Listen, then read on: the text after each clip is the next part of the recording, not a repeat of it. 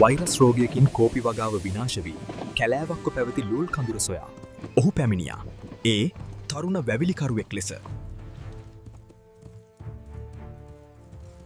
අස්වැයාගේ පිටේ ගෙනා තේ පැල ටික ලූල් කඳුරේ සාරවත් කහපාට පොළවට බාර දෙමින් ඔහු ලංකාවේ තේ වංශ කතාව ආරම්භ කළා. ඒ තේගස් මහා යායක් වුණා. සිලෝන් ටී නාමය ලෝපුරා ගියේ ඔහුගේ කැපවීම සහ මේ අහිංසක මිනිසුන් නිසා. නමුත් ඔහුගේ කරුණාවට පාලකයින් කැමති වුණේ නෑ. බංගලාව අහිමි වී රස්සාවෙන් පන්නා දැමූ ඔහු නතර වුණේ පුංචි දළු මඩුවක. එවිටයි ඔහු බෙල්ලුඩ්හිදී ඒ අපූරු දේ දැක්කේ.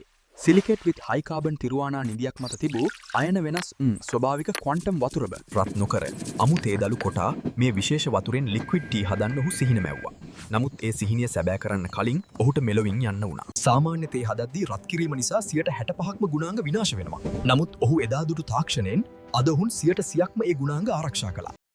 ජේම්ස් ටේලර්ගේ සිහිනය වර්තමාන තාක්ෂණය සහ මුසුව පේටන්ට් බලපත්‍රලත් ලොව ප්‍රථම නැනෝ ටී මීළඟ පරම්පරාවේ තේ අත්දැකීම ෆාහිල් සිලොන්